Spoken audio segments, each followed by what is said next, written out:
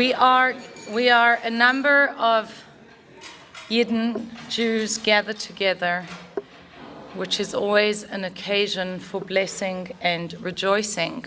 So I wanted to begin our evening by sharing with you a story that happened to me personally. We heard a lot of stories from the past, but they're also contemporary Hasidic stories. So I thought tonight I'll tell you two contemporary Hasidic stories.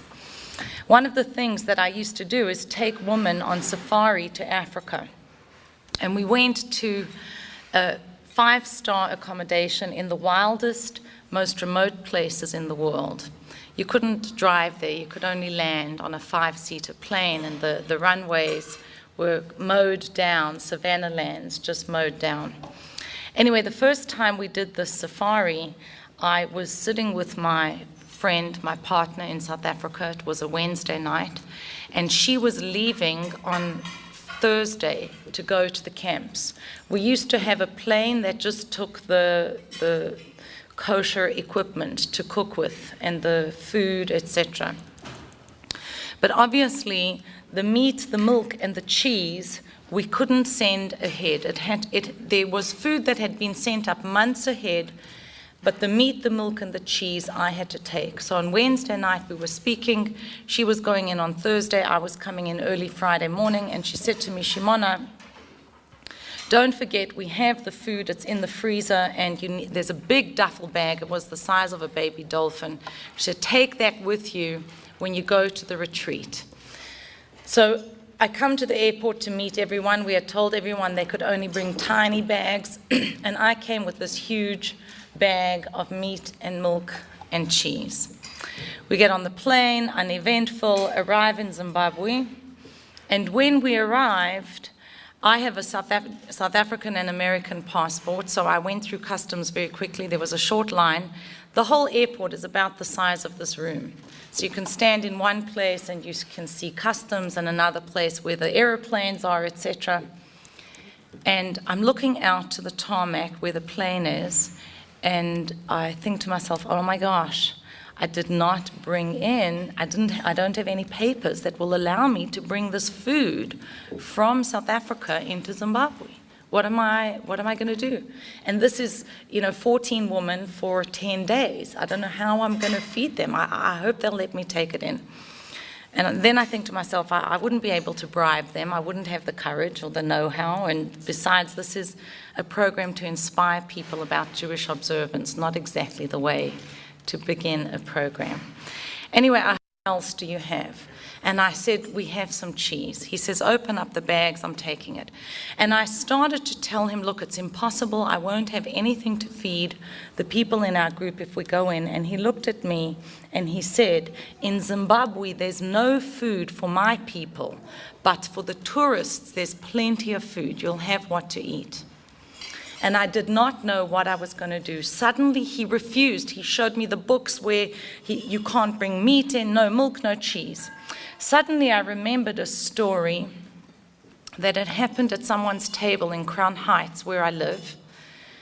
It had been at the table of a couple called Rabbi Yitzchak and Zelda Nemes, and at the table was a businessman. His name was Sammy from Belgium. And Sammy, you know him? Oh, you're Sammy from Belgium. Well, you'll tell me if it's you. You don't look like the same Sammy, okay? So Sammy was from Belgium, and he's sitting at the table, and people were speaking. He had diamond mines in Africa and South America.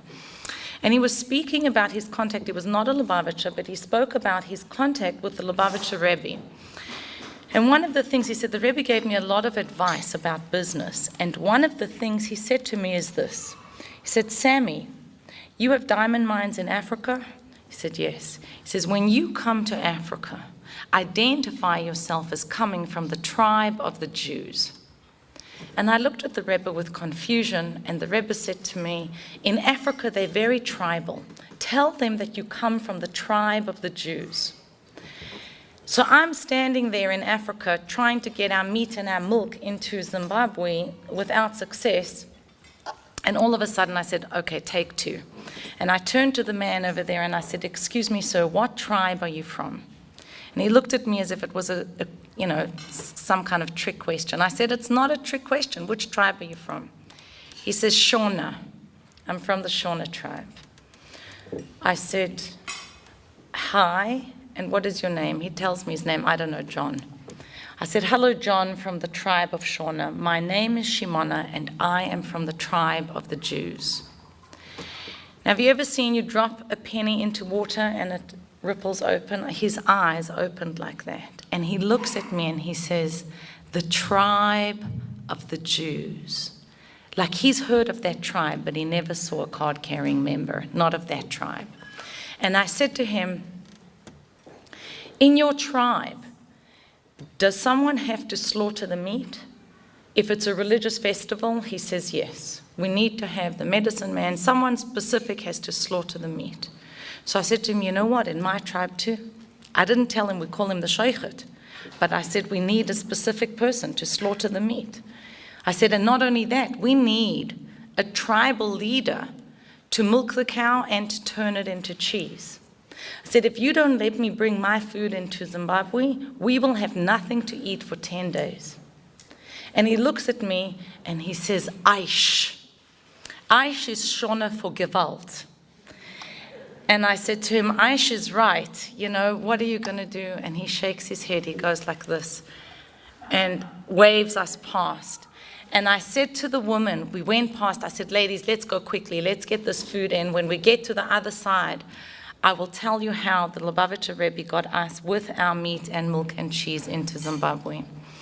So we had a wonderful trip. And at the end of the trip, one of the women actually took on to keep Shabbat and Kashrut. She turned her life around. And when I spoke to her, I said to her, what was it that really impacted you? And she said to me, Shimona, that first moment when we landed in Zimbabwe, and you said that you were from the tribe of the Jews, I related to myself and my history in a completely different way. So I wanted to share this story as we begin because I wake up every day and feel I am so glad to be a card-carrying member of the tribe. We are blessed. We come, so many people from different places here tonight, from different parts of Europe, from Africa, America, and yet we have that one collective identity. Sometimes I'm on a plane, the plane lands, and I hear an Israeli start speaking, and I don't even have to look around. I know it's my sister. So it's my privilege to be here with everyone tonight. I bless us that we should feel the achdus, the unity that characterizes our tribe, and enjoy. We'll have more later. All the best.